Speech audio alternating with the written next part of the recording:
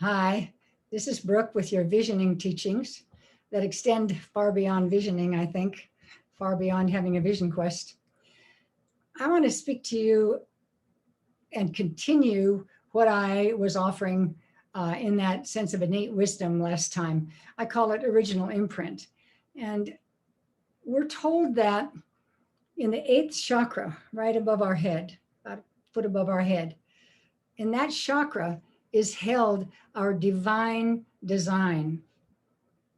Carolyn Mace talks about the contracts that we've made, the whole setup for this lifetime to be really fabulous and beautiful and to gain the most we can gain.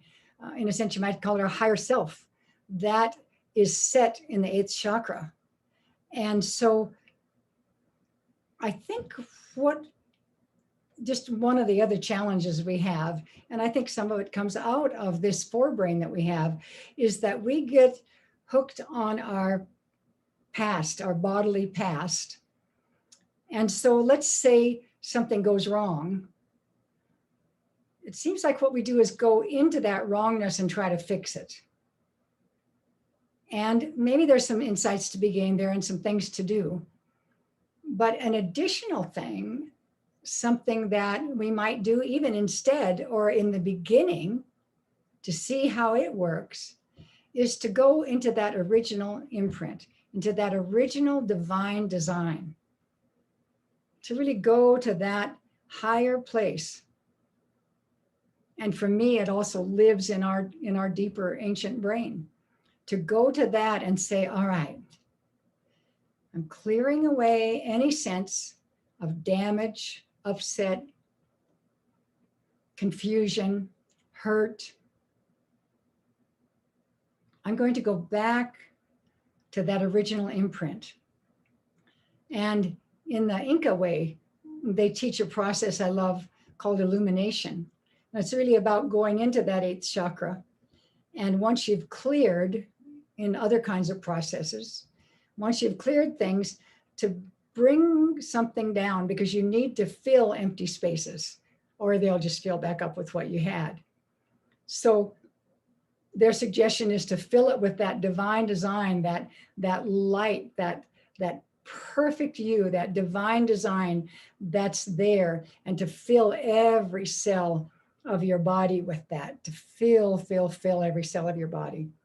And I've watched animals heal themselves remarkably, completely, practically without scarring, enormous wounds, healing practically without scarring.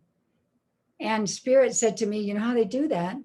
They do that because they don't have this little forebrain that goes, oh, I'll never be the same. There's going to be a great big scar. Oh my gosh. Oh. Instead, they just calm themselves and go to that original imprint. That's where they live, in a sense. They go to that original imprint and breathe and live that into the world, and that heals them. So I'm inviting you to think about doing that, about having that be a part of your healing process, of your growing process.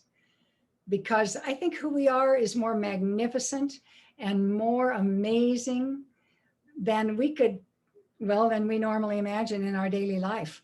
I think that Creator, Great Spirit, Mother, Father, just made us so magical. And we tap it occasionally, but I think we can tap that more and more and more.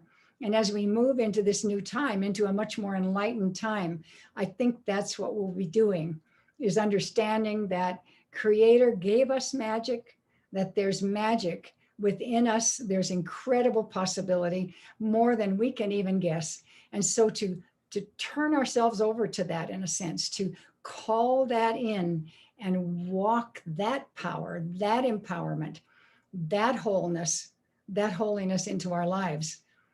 I highly recommend that, whether you're going on Vision Quest or whether you're just walking forward in a good way in your own life.